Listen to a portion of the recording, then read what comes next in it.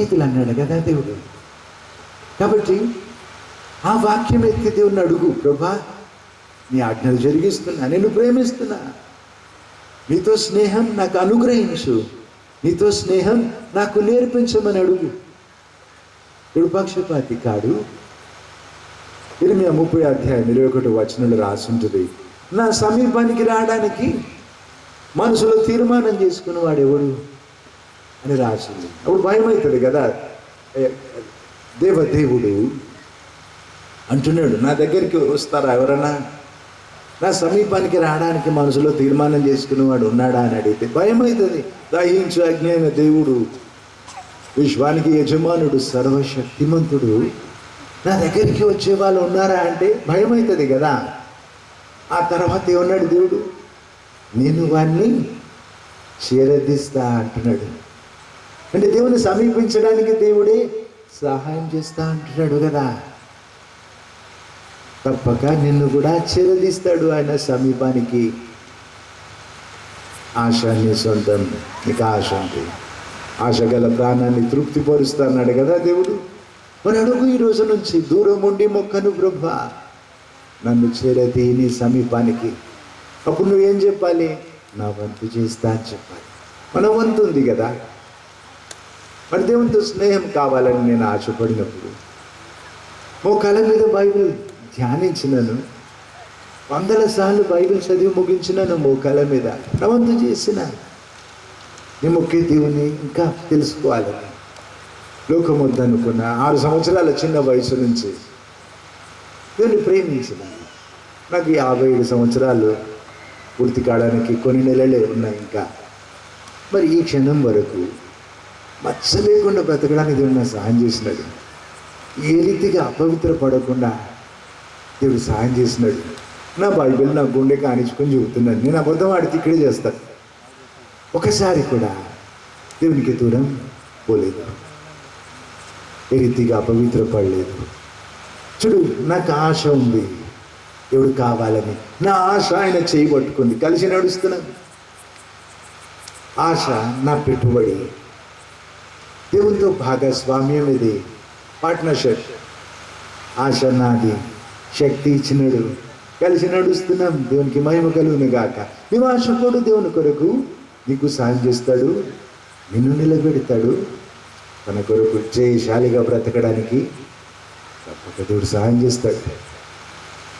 మరి ఇంకొక అడుగు ముందుకు వేద్దాం. ఈరోజు కొరకైన అంశం ఆత్మలో దేవుడించిన తలంపు మీతో పంచుకుంటాను. ప్రతిస్పందన గురించి మీతో మాట్లాడబోతున్నాను. ఇందా చెప్పినాను కదా, కుటుంబం కలుసుకున్నట్టే ఇది. It's a family get together. ఆదివారం ఆరాధన కాదు, ఇంకేదో మీటింగ్ ఉజ్జీవ సభ కానీ కాదు.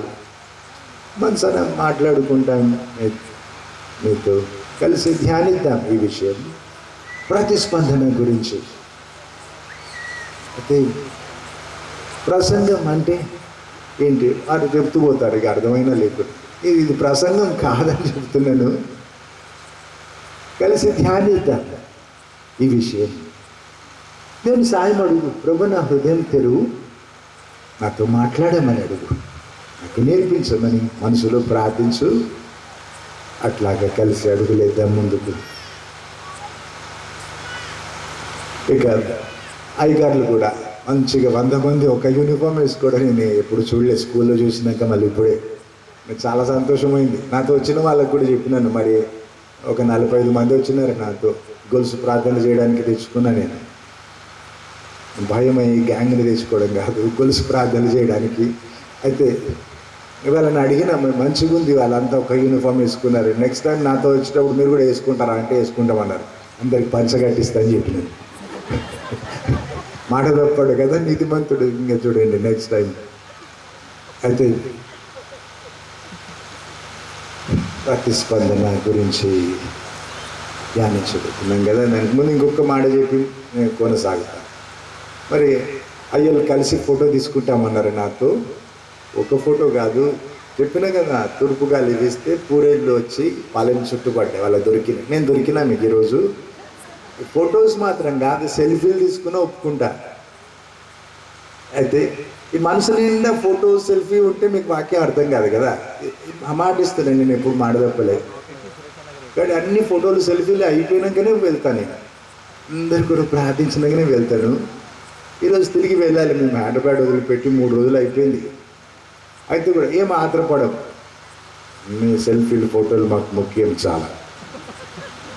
కాబట్టి ఇది మనసులో నుంచి అది తీసేసుకో. ఇంకా ఇక వాక్యం దృష్టి ధ్యానం ఇటుంచి ప్రభా నా హృదయం తెరవమని మనసులో ప్రార్థించి నాకు నేర్పించు ప్రభా అని అడిగి మనసు వైపు ఉంచు. మత్తయి సువార్త 13:8 ఇప్పుడు రాయించిన మాట, మరి కొన్ని విత్తనాలట 100 రెట్లు ఫలించినాయి, కొన్ని విత్తనాలు 60 రెట్లు, కొన్ని 30 రెట్లు. ఎందుకు ఫలించడంలో తేడా? అదే విత్తనమైనప్పుడు తేడా ఎందుకు? భూమిలో తేడా ఉంది. ఆ భూమిని బట్టి కొన్ని 30 రెట్లు, కొన్ని 60 రెట్లు, కొన్ని 100 రెట్లు ఫలించినాయి. ఇది ప్రతిస్పందన. అంటే దేవుని వైపు నీవు ఎట్లా వ్యవహరిస్తున్నావు? ఆయన సమానంగా ప్రేమిస్తాడు. అవును, ప్రాణం ఇచ్చినాడు, నిజం. 139 కీర్తనలు రాసి ఉంటుంది. ఆఖరి వచనాలలో నా గురించి నీకున్న తలంపులు ఎంత విస్తారం అంటే ఇసుక రేణువుల కంటే ఎక్కువ అని రాసింది. ఇక్కడ సముద్రపు ఇసుక అని లేదు. ఇసుక సముద్రం అడుగులో ఇసుక, సముద్రం ఒడ్డులో ఇసుకుంది, చెరువు గట్టులో ఇసుకుంది, ఎడారిలో చాలా ఇసుకుంది. అంతా ఒక దగ్గర వేస్తే దోసిళ్ళు అంటారు కదా, 2 చేతులతో పట్టి నీకు ఇస్తే నేను లెక్క పెట్టడానికి నీకు సంవత్సరం సరిపోదు. ఇసుక రేణువులు, మరి అంత ఇసుక రేణువులు ఉంటే ఆ ఇసుక రేణువుల కంటే నా గురించి నీకున్న తలంపులే ఎక్కువ ప్రభువా.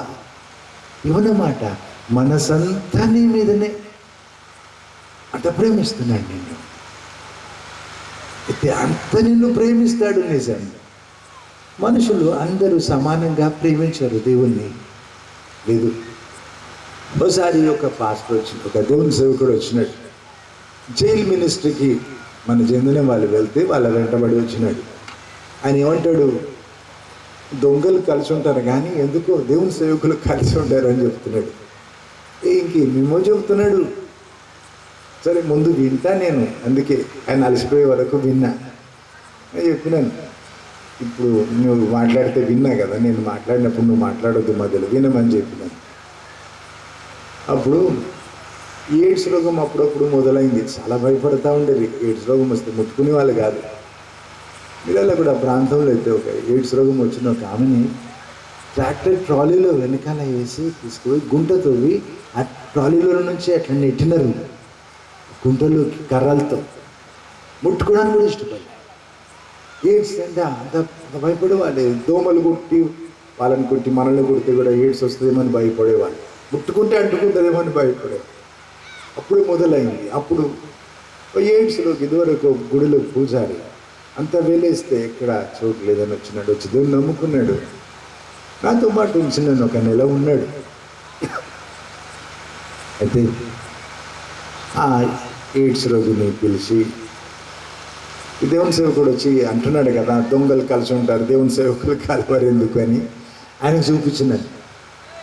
నువ్వేమంటున్నావు, మన దేవుడు మన సేవ అంటున్నావు కదా, కలిసి సేవ చేద్దామని చెప్తున్నాడు. నాకు బోధిస్తున్నాడు, హితోపదేశాలన్నీ చెప్తున్నాడు, సామెతలన్నీ చెప్తున్నాడు. చాలా జ్ఞానం అనుకున్నాడు. వింటా ఉన్నా కదా, ఇంకా చెప్పినాడు. దాన్ని మొదలుపెట్టినాడు. ఇప్పుడు మన దేవుడు మన సేవ ఇదంతా చెప్తున్నావు కదా. ఎయిడ్స్ రోగి నాతో ఉన్నాడు నెల నుంచి.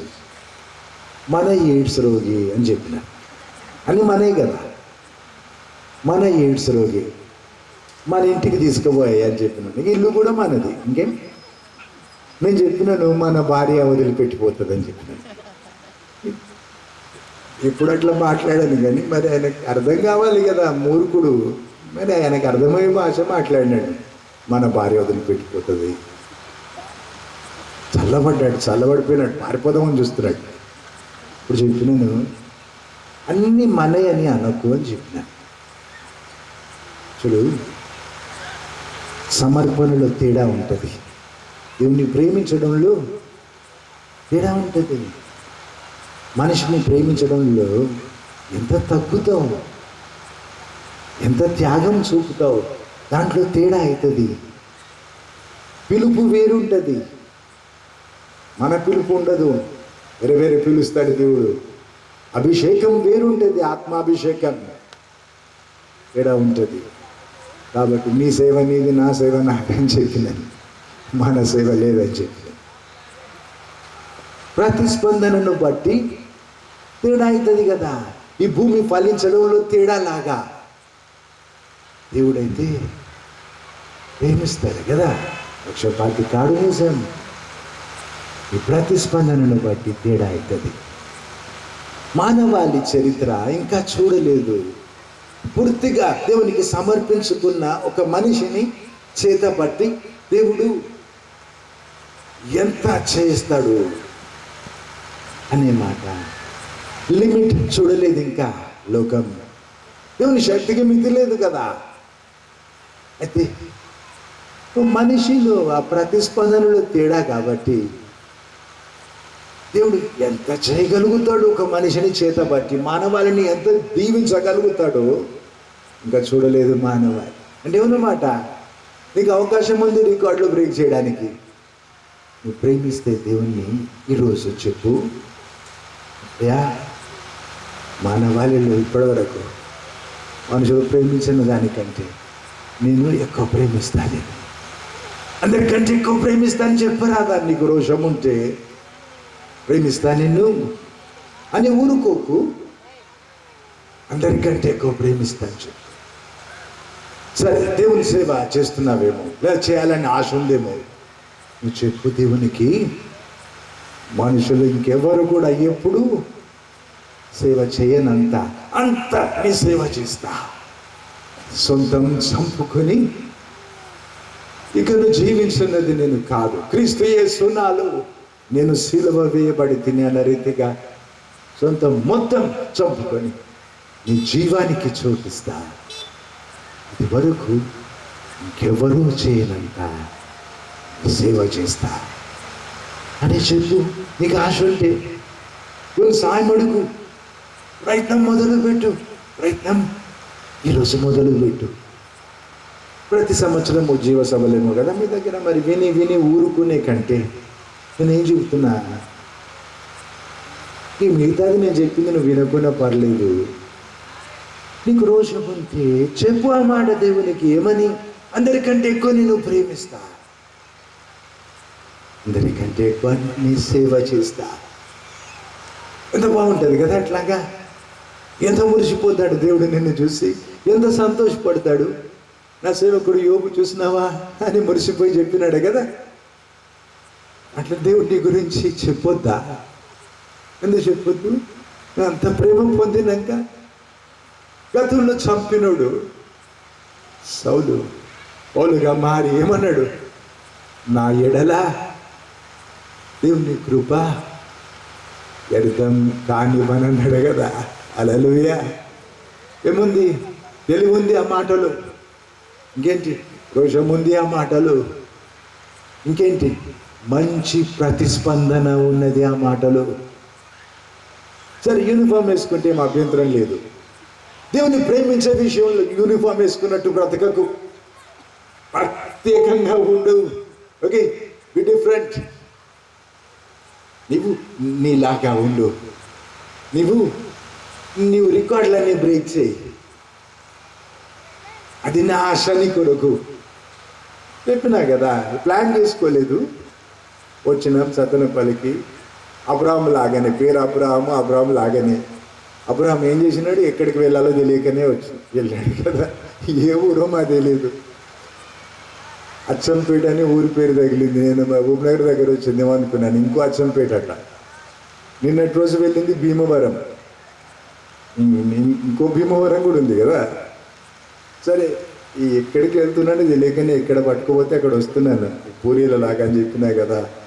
అయితే సరే వచ్చిన మీ దగ్గర దేవుని చిత్తమైంది, చాలా సంతోషం మీతో మాట్లాడడం. కాబట్టి ఆత్మీయంగా అయితే యూనిఫామ్ వేసుకున్నట్టు బ్రతకకు. నీ చరిత్రలో జ్ఞాపక చిహ్నాలు వదిలిపెట్టు. దేవుని ప్రేమించినందుకు ఆ ప్రేమకు రుజువు వదిలిపెట్టు. హైదరాబాద్లో చార్మినార్ ఉంటుంది, 400 సంవత్సరాల కింద కట్టినారు. ఓ రాజు కట్టినాడు, ఒక ఆమెను ప్రేమించి ఆమె గుర్తులాగా.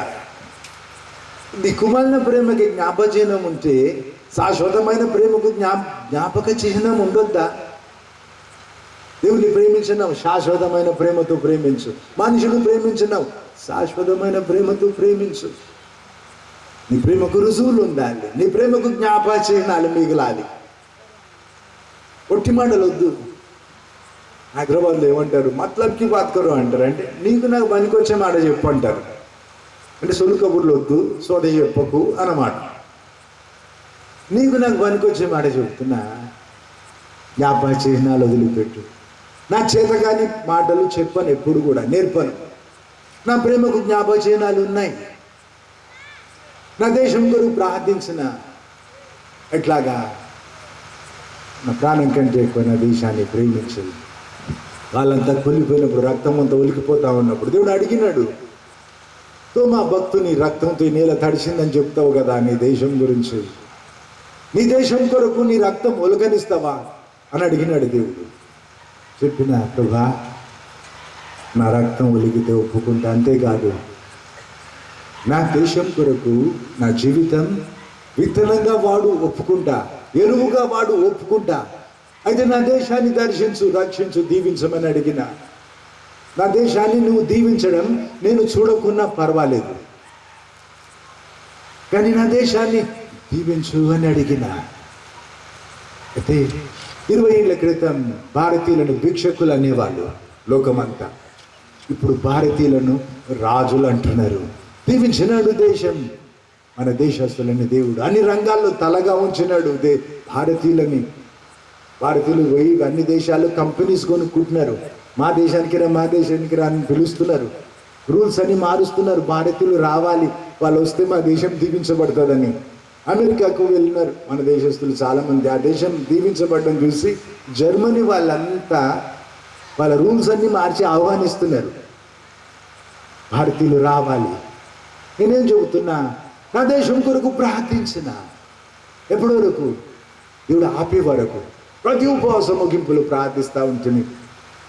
అప్పుడు దేవుడు చూపించినాడు చాలామందికి ఉపవాస ముగింపులు. ప్రతిసారి నేను దగ్గరుండి ప్రార్థించి ముగించడం, వారికి వేసే ఆ పూలదండ దగ్గరుండి రోజా పూలు అలిపించి తెచ్చేవాడిని, మంచి లావు దండ. అయితే దేవుడు చూపించినాడు ఆ రోజా పూల దండతో భారతదేశం పటం చూపించి, విన్నాన్ని ప్రార్థన ఎంతసేపు నా దేశం అంటావు, అమెరికా కొరకు ప్రార్థించి ఏడ్చే వాళ్ళు లేరు వారి కొరకు అని చెప్పినాడు దేవుడు. అంటే దేవుడు ఆపే వరకు ప్రత్యుత్తరం చేసిన. ఇస్మాయిల్ సంతానం కొరకు ప్రార్థించిన 10-12 సంవత్సరాల నుంచి వారు దేవుని దిక్కు తిరుగుతున్నారు. ఈజిప్ట్లో మధ్యాహ్నం ఇప్పుడు కనిపించినాడు, ప్రత్యక్షమైనాడు. 50,000 మందికి ఒకసారి కనిపించినాడు. 50,000 మంది ఒకసారి దేవుని నమ్మినారు. ఊరంతా దేవుని దిక్కు తిరిగింది. సౌదీలో కళల్లో కనబడుతున్నాడు దేవుడు, మారుతున్నారు. సౌదీ అరేబియాలో ఇప్పుడు అండర్ గ్రౌండ్ చర్చెస్ మొదలైనాయి. దొంగచాటుగా రహస్యంగా దేవుని మొక్కుతున్నారు. రాజుల వంశం నుంచి కూడా మొక్కుతున్నారు దేవుని. ఆడవాళ్ళు కూడా అద్భుతాలు చేస్తూ ఉన్నాడు దేవుడు. ఈజిప్ట్లో ఈ మధ్యలో జరిగింది. ఒక వ్యక్తి, ఆడమనిషి, దేవుని యేసు ప్రభువుని నమ్మి బైబిల్ చదివితే భర్త చంపేసినట్టు, ఊరు బయట పాతేసినట్టు. 2 ఆడపిల్లలు తనకు, వారిని బ్రతికుండగానే పాతేసి వెళ్ళిపోయినాడు. చాలా రోజులు, 15 రోజులు అయిపోయినాక ఇంకెవరో చనిపోతే పాత పెడదామని పోయినప్పుడు ఆమె బ్రతికుంది, పిల్లలు బ్రతికున్నారు. 3 ఏళ్ల చిన్నపిల్ల చెబుతుంది, తెల్లటి బట్టలు వేసుకుని ఆయన వచ్చినాడు, మా అమ్మని బ్రతికించినాడు, మాకు భోజనం తెచ్చిపెట్టినాడు ఆయన చేతిలో గాయాలు ఉన్నాయని చెప్తుంది. 3 ఏళ్ల పిల్లకి నేర్పితే కూడా చెప్పడం కష్టం కదా. టీవీలో అంతా ఆ ఇంటర్వ్యూలు చూస్తే ఏమంటున్నారు, అందరూ యేసు ప్రభువుని నమ్ముకుంటారేమో, ఎట్లా ఆపాలని భయపడుతున్నారు. అయితే ఇరాన్లో కూడా దేవుని దిక్కు తిరుగుతున్నారు. ఇరాక్లో కూడా, పాకిస్తాన్లో కూడా ఇదివరకు జరగలేదు. ఇంటర్నెట్లో, టీవీలో, న్యూస్ పేపర్స్లో ఏమంటున్నారు? మానవాళి చరిత్రలో ఇట్లా జరగలేదు అంటున్నారు. ప్రార్థించిన దేవుని నుంచి విన్న దేవుడు ఏమన్నాడు? ఇస్మాయిల్ సంతానం కొరకు ప్రార్థించి ఎప్పుడు అడిగిన ప్రభు నువ్వు పలికిన మాట వారికి శాపమైంది, చేరుకోలేకపోతున్నాను, నీవే విడిపించు, వారి చరిత్రకు పడిన తాళం పగులగొట్టు, నువ్వు పలికిన మాట, నీ చెయ్యి ప్రతి వారికి విరోధం, అందరూ నీకు విరోధం, నీ కత్తి చేత పట్టి గెలుస్తావు అన్నావు ఇస్మాయిల్ సంతానాన్ని. మరి ఇంకేమన్నావు? అడవిగాడికి స్వభావం అన్నావు కదా. ఈ శాపము నుంచి విడిపించు నీవే అంటే మానవాళి చరిత్రలో ఏ నరపుత్రుడు నన్ను అడగడానికి తెగించని విషయాలు అడుగుతున్నావు, ధర చెల్లిస్తావా అన్నాడు దేవుడు. సిద్ధం ప్రభా అన్నాను. ఆ రోజు నుంచి మొదలైన పుట్టినప్పటి నుంచి చూడని కష్టాలు, ప్రాణాపాయాలు. ఇక అయిపోయిందో లేదో ధర చెల్లించే ఆ మాట నాకు తెలీదు. సాగుతున్న ముందుకి ప్రతిరోజు దేవుని సహాయం అడిగి అయితే ప్రార్థించిన ప్రత్యుత్తరం చూసిన 10-12 సంవత్సరాల నుంచి వారు తిరుగుతున్నారు దేవుని దిక్కు. మానవాళి చరిత్రలో ఇదివరకు జరగలేదు, ఇప్పుడు జరుగుతుంది. మనిషిని నేను ప్రేమిస్తే జ్ఞాపచిహ్నాలు ఉన్నాయి. ఇంకెన్నో చెప్పగలను. ఉదాహరణకి 2 చెప్పినాను. నీ ప్రేమకు జ్ఞాపచిహ్నాలు ఉన్నాయా? ఒట్టి మాటలతో మిగిలిపోకు, రుజువులేవి. ఈ రోజు నుంచి ఆ తీరు ఆలోచించు, ఆ తీరు బ్రతుకు. నువ్వు ప్రత్యేకం, నీ వేలుముద్రలు ప్రత్యేకం, లేకుంటే నీకు ఆధార్ కార్డు దొరికేది కాదు. కంట్లో కూడా ఆ ముద్రలు ప్రత్యేకమట కదా. ఓ మనిషిలాగా ఇంకో మనిషి ఉంటాడు కదా. అందుకని ప్రత్యేకంగా బ్రతుకు. రికార్డులన్నీ బ్రేక్ చేయి. అర్థమైతే కుడి చేయి పైకెత్తండి. అర్థమవుతుందా? అవునండి, నేను తెలుగులో మాట్లాడుతున్నాను అయ్య బాబాయ్. ఓకే, మరి నిజంగా అర్థమైతే మరి అట్లా బ్రతుకు. ఈరోజు నీ బ్రతుకు జీవితానికి ఒక మలుపొనుకు. చూడు, పరిశుద్ధాత్మతో నింపినాడు దేవుడు. అన్నాడు, జీవ జల నదుల ఊటలు నీ కడుపులో నుంచి ఊపికి ప్రవహిస్తాయన్నాడు కదా. ఏమైంది? ఊట ఎండిపోయిందా? ఉంటే ఊట ప్రవాహం పెరుగుతుంది, దూరం పోతుంది. ఆ ఊట నీళ్లు ఇంకా దూరం పోతాయి, లోతు పెరుగుతుంది, వెడల్పు పెరుగుతుంది, దూరం పెరుగుతుంది, ఆశీర్వాదం పెరుగుతూ ఉంటుంది కదా. అయితే ఇది ఊట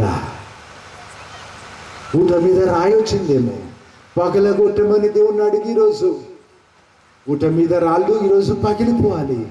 జీవజల నదుల ఊటలు ఉబికి ప్రవహించాలి. 30 రెట్లు 60 రెట్లు కాదు, నువ్వు 100 రెట్లు ఫలించాలి. లేకుంటే అన్ని ఉజ్జీవ సభలు దండగా నువ్వు విని విని విని తెలిసిన దేవుడు అలసైపోయినాడేమో. లేదు, వినడం మట్టుకు కాదు, నీ బ్రతుకుతో చూపించు దేవుని ఎంత ప్రేమిస్తున్నావు. ఎన్ని మరణాపాయాలు నాకు వచ్చిన లెక్క పెట్టుకోలేదు. నేను నన్నంత ప్రేమించిన దేవుని కొరకు ఎంత చేసినా తక్కువ అనుకున్నా. ధర చెల్లిస్తూ సాగుతున్నా కదా.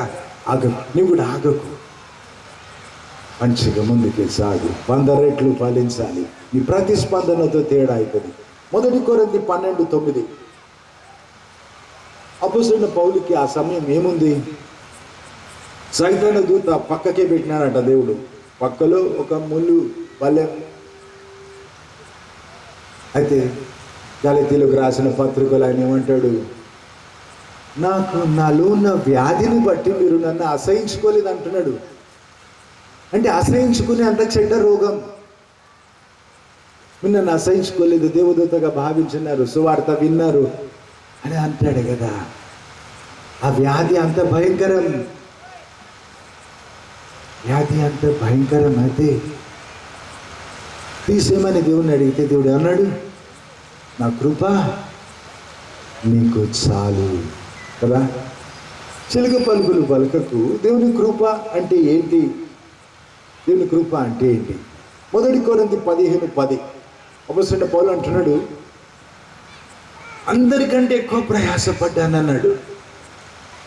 తర్వాత ఉంటున్నాడు, ప్రయాసపడింది మేము కాదు, మాతో ఉన్న దేవుని కృప అన్నాడు కదా.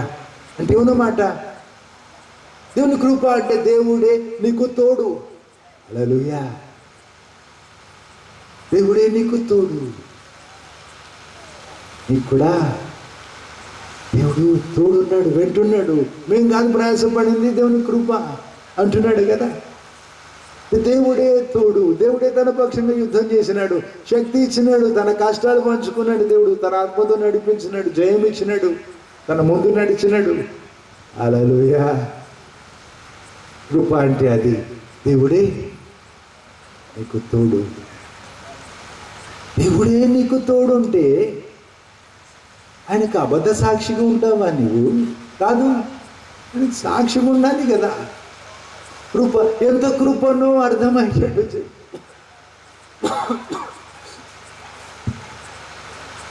ఎఫెసీ 1:2 చదువుతాం కదా. రాబోయే యుగాలలో ఆయన కృప మహదైశ్వర్యానికి ఖ్యాతి కలుగునట్లు అని రాసింది. అంటే మందసం ఆయన మహిమ మోసింది, మందసం ఆయన మహిమను మోసింది. నీవు ఆయన కృపను మోస్తున్నావు. ఇప్పుడు చూడు, కృప అంటే ఏంటి? నీకు ఆకలి అవుతుందని పోయి ఒక చక్రవర్తి దగ్గర చెప్పుకున్నావు. నీకు భోజనం పెట్టించడం మాత్రం కాదు, నీ పేరున 100 ఎకరాలు రాసిచ్చి మెడలో ఉన్న వజ్రాల హారం తీసిచ్చినట్టు నీవు ఎంత ఆశపడ్డావు? ఆకలి తిరిగితే చాలని కదా. ఇన్ని తరతరాలు తినడానికి 100 ఎకరాలు ఇచ్చి వజ్రాల హారమే ఇస్తే మతిపోతుంది కదా. అది పోల్చడా కొంచెం నీకు అర్థం కావడానికి చెప్పినాను. నీకు సరిపడే కాదు దేవుని దయ, నీ అవసరానికి తగ్గట్టు కాదు. ఆయన గొప్పతనానికి, ఆయన ప్రేమకు, ఆయన ఔదార్యానికి తగ్గట్టు దయ చూపుతాడు నీ మీద. అంత దయ ఎంత అంటే రాబోయే యుగాలలో నిన్ను చూస్తే అర్థమవుతుందట దేవుని కృప ఎంత ఎక్కువనో. కృప మహదైశ్వర్యం అంటే అంతు చిక్కనంత. హల్లెలూయా. కిలోల లెక్క కాదు, ఇంకా సంఖ్య సరిపోదు, అంకెలు పనికిరావు కదా. ఆయన కృప మహదైశ్వర్యమే. నీకు తోడుండి దేవుడే నీతో ఉంటే తక్కువ ఎందుకు ఫలిస్తావు? మంచి ప్రతిస్పందన చూపరాదా? 100 రెట్లు ఫలించరాదా? ఇది నీ వంతు, నీ వశంలో ఉంది కదా. ఒక్కొక్కరిని అడిగితే వాళ్ళు ఏమో చేసినారు, వీళ్ళేమో చేసినారు, ఎందుకు పనికిరామన్నారు, అందుకే నేను ఫెయిల్ అవుతున్నాను, నేను పరీక్షలో పాస్ కావడం లేదు. అడిగి చూడు, తప్పు నాదని వాడు అనడు. సరే, ఇంతెందుకు, రాజమండ్రి జైలుకే వెళ్ళు, తిహార్ జైలుకే వెళ్ళు, అడిగి చూడు. చంపినోడిని అడుగు, నువ్వు చంపినావు అంటే వాడే ముందు కత్తి తీసినాడు, ఆ కత్తితోనే నేను అని చంపినాడు. ఏమంటాడు వాడు? తప్పు నాది కాదంటాడు కదా. యాక్సిడెంట్ అయితే కూడా, యాక్సిడెంట్ అయిన వాళ్ళని ప్రార్థన చేసి పారిపోవాలి, పలకరించొద్దు. పలకరిస్తే వాడు ఏమంటే నేను ఎట్టుపోతున్నా వాడు వచ్చి కొట్టేసినాడు. ఎప్పుడైనా ఇంకెవడో కొట్టినాడు, నేను రాంగ్ సైడ్ పోయినా, నేను చాలా స్పీడ్ పోయినా, నేను పరధ్యానంగా నడిపినా, అందుకే నా ఖాళీ రేంజ్ నన్ను ఎవడని చెప్తాడా? ప్రతిసారి తప్పు ఇంకెవరిదో. నువ్వు 100 రెట్లు ఫలించినందుకు ఇంకెవరో వేరే వాళ్ళని నిందించకు. తప్పు నీదవుతుంది, నువ్వే లెక్క చెప్పుకోవాల్సి వస్తుంది. ఎందుకు ఫలించవు 100 రెట్లు? మంచి ప్రతిస్పందన చూపితే ఫలిస్తావు 100 రెట్లు. ఎట్లుంది నీ ప్రతిస్పందన? ఆయన కృప మహదైశ్వర్యమే దొరికితే ప్రతిస్పందించవా నీవు? ఆ ప్రేమ వైపు ప్రతిస్పందన చూపు, మంచి ప్రతిస్పందన.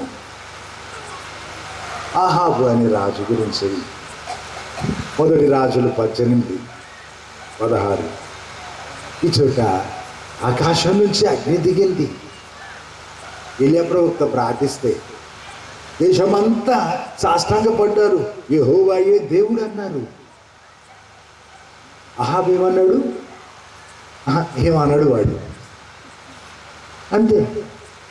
చూసినాడు కానీ పట్టనట్టే ఉన్నాడు. వెళ్ళి యజబేలుకి అన్నీ చెప్పినాడట పూసగుచ్చినట్టు. వాడు భార్యకి దాసుడేమో వాడు, పరాప్స్ హిస్ హెన్ పెట్. సత్యనారాయణ చెప్పినారు, నిన్న రోజు వెళ్ళిన ఊళ్ళోనట మగవాళ్ళకి ఆడ డ్రెస్ వేస్తారట, ఏదో వాళ్ళ పూజలో భాగం అట. ఈ అహాబుకి కూడా ఆడ డ్రెస్ వేయాలనిపిస్తుంది నాకు. రాజు కదా వాడు, ఇజ్రాయెల్ దేశానికి చెందినవాడు. తన భార్య దేశాన్ని దేవునికి దూరం నెడితే ఊరుకున్నాడు కదా. బతుకున్నాడా చచ్చినాడా తెలియదు. పలకడేందుకు నిలబడాలి, గెలవాలి, తన దేవుని కొరకు నిలిచి వశపడాలి కదా. లేదు, అన్య దేవత విగ్రహాలు అంత దేశం నిండా నింపింది యెజబెలు. దేవుని ప్రవక్తలను చంపింది. అప్పుడు ఎక్కడున్నాడు అహాబు? ఎక్కడున్నాడు? ఒక్కకే ఉన్నాడు.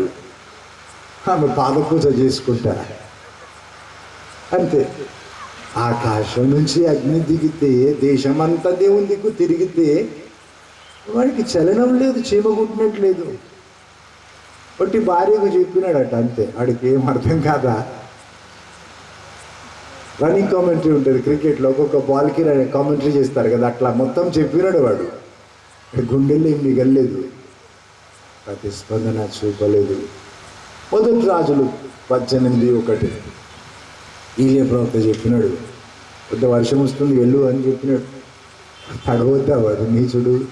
అంత దుర్మార్గుడు తడిస్తే ఏమవుతుంది? సరదైతే ఏమవుతుంది? దేవుని ప్రేమ చూడు, పెద్ద వర్షం రాబోతుంది వెళ్ళమని చెప్పి ఇచ్చినాడు కదా ప్రవక్తతో. ఆయన వెళ్ళేప్పుడు ఇంకా పెద్ద కుంభవర్షం కురిసింది. 3.5 సంవత్సరాల కరువు తీర్చే వర్షం కురిసింది. కురిస్తే దేవుడు ఏమంటున్నాడు? ఎలీయా ప్రవక్తకి చెప్పినాడేమో రథం ముందు పరిగెత్తమని. ఊరికనే చేయడు కదా, ఆయన అలసిపోయి ఉన్నాడు. అలసిపోయి ఉన్నాడు ఉదయం నుంచి. సాయంకాలం అగ్ని దిగిన తర్వాత 900 మంది అన్య దేవత ప్రవక్తలన్నీ ఎలీయా ప్రవక్త నరికినాడు, చంపినాడు. ఎందుకు? ఒక్కడిని వదిలిపెడితే దేశాన్ని చెడగొడతారేమో అని. దేశం కొరకు తన ప్రేమ చూడు. మళ్ళీ ప్రార్థించినాడు. వర్షం కురిసే వరకు, మానవ హస్తం అంత మేఘం కనబడే వరకు ప్రార్థిస్తూ ఉన్నాడు, మొరపెడుతున్నాడు. మోకాల మధ్యలో తలపెట్టి ఏం చేస్తున్నాడు? ప్రార్థిస్తున్నాడు. 7 సార్లు వెళ్ళి చూసి రమ్మన్నాడు దాసుని. అలసిపోయినాడు. విశ్రాంతి లేదు, భోజనం చేయలేదు, ఏం పానం తీసుకోలేదు. ఇంత అలసిపోయినప్పుడు దేవుడు చెప్తే తప్ప చేయడు కదా. రథం ముందు పరిగెత్తినాడు. అహాబు రథం ముందు ఉరుములు మెరుపులు పిడుగులు పడుతుంటే, ఒక్క రథానికి 12 గుర్రాలు కడతారు రాజు రథం అయితే. కొంచెం వేగం తగ్గితే గుర్రాల కాళ్ళ కింద పడతాడు, చాలా చెడ్డ చావు చేస్తాడు. అంటే వాటికంటే ముందే పరిగెత్తాలి. ఎందుకు పరిగెత్తాలి? ఈ అహాబుకి గుర్తు చేస్తున్నాడు దేవుడు. ఏమని? వర్షం ఆపింది నేను, వర్షం మళ్ళీ ఇచ్చింది నేనే. ఏం జరిగింది అప్పుడు? ఇంత దేవుడు చేస్తే, రథం ముందే ప్రవక్త పరిగెడితే అహాబుకు చలనం లేదు, ప్రతిస్పందన చూపలేదు. ఆయన ఇంత దేవుని ప్రేమకు ప్రతిస్పందన చూపలేదు. ఎప్పటిలాగో దూతున్నాడు కదా. అర్థమే కాదు. ఎంత బాధ అనిపిస్తుంది నీకు. మరి నీ జీవితంలో ఇప్పుడు ఎన్ని మేలు చేసినాడు? తాగుడు మరిపించినాడు, ఇప్పుడు మంచి బ్రతుకిచ్చినాడు, మంచి సాక్ష్యం ఇచ్చినాడు, మలుపు తిప్పినాడు కదా. నీ బ్రతుకు నువ్వు చచ్చుంటే ఈ పాటికి నీ మీద పెద్ద చెట్లు అయిపోయావు కదా.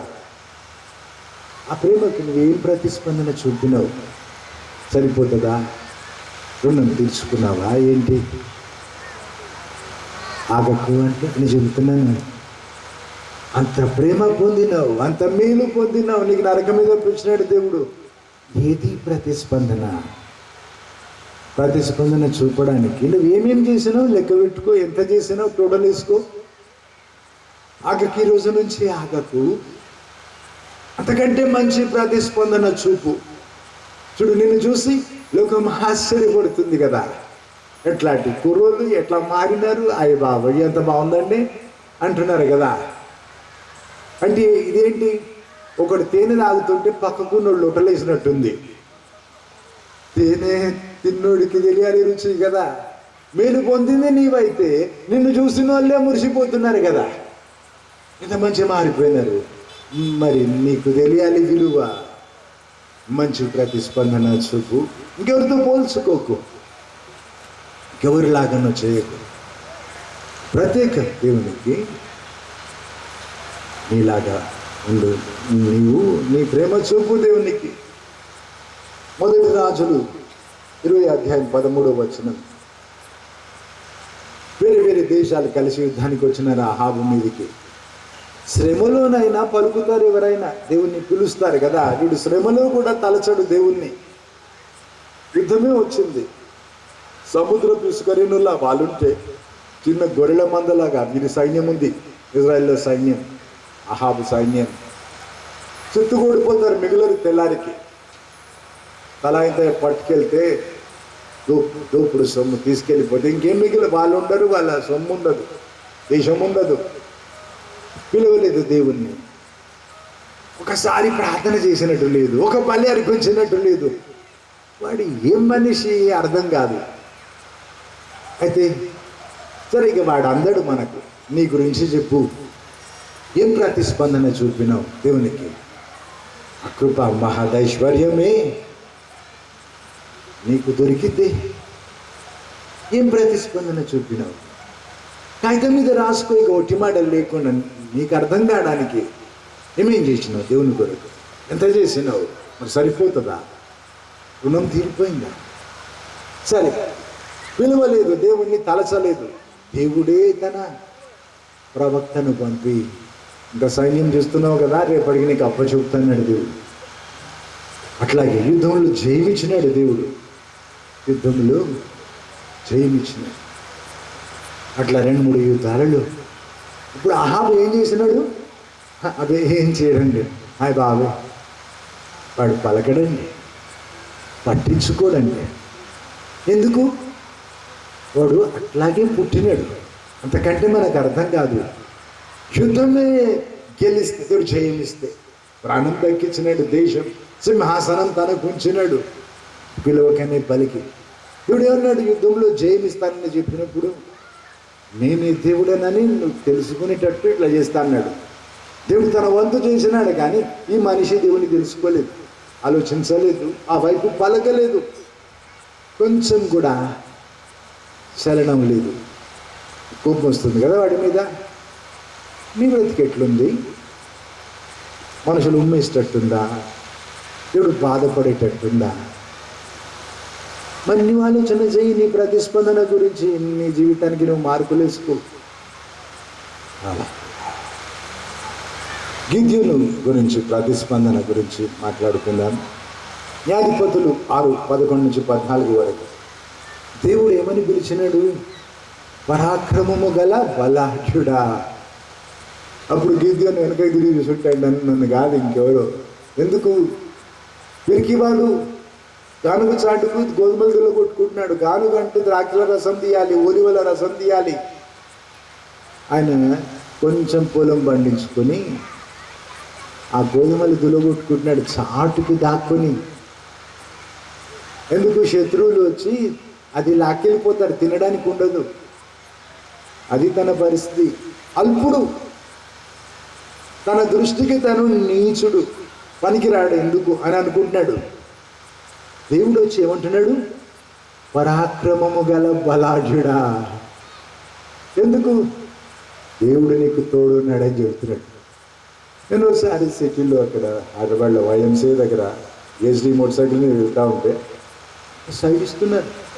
బాబాయ్, నా పలుకుబడి పెరిగింది ఏంటి అనుకున్నాను. అంత అటు ఇటు తప్పుకుంటున్నారంటే నేను సైడో అని అననే లేదు. వాళ్ళందరూ తప్పుకుంటా ఉంటే నా పలుకుబడి పెరిగిందేమో అనుకున్నాను. కొంచెం అంతా వెనక తిరిగి చూస్తుంటే బస్సు వస్తుంది. బస్సును చూసి భయపడి తప్పుకుంటున్నారు. సరే, నువ్వు పనికిరావేమో, నీ దేవుడు తోడుంటే నీకేం తక్కువ?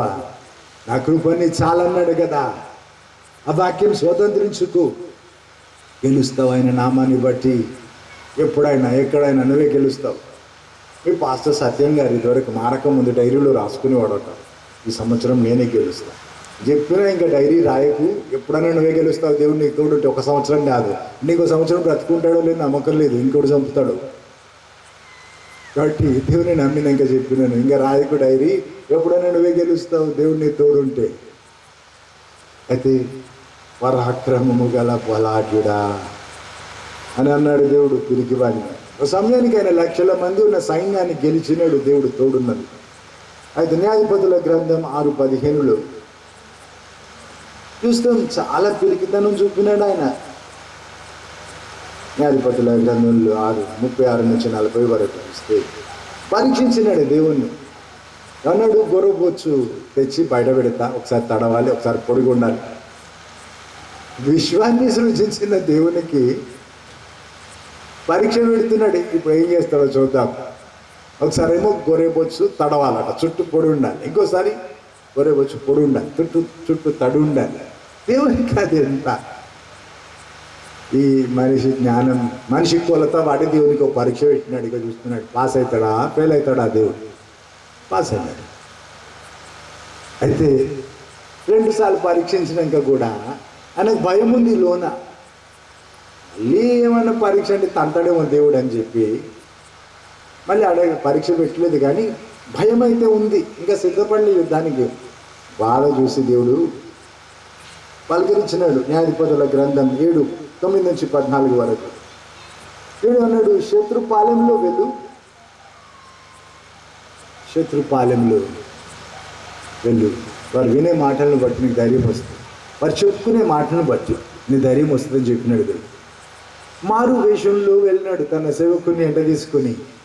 అప్పుడే ఒకడు నిద్ర మేలుకొని ఇంకొకని లేపుతున్నాడు, ఒరే నాకు కళ వచ్చిందని కళ చెప్తున్నాడు. ఏమంటున్నాడు, ఎవల రొట్టె ఒకటి వచ్చి దొల్లుకుంటా వచ్చి అన్ని డేరాలను పడగొడుతుంది.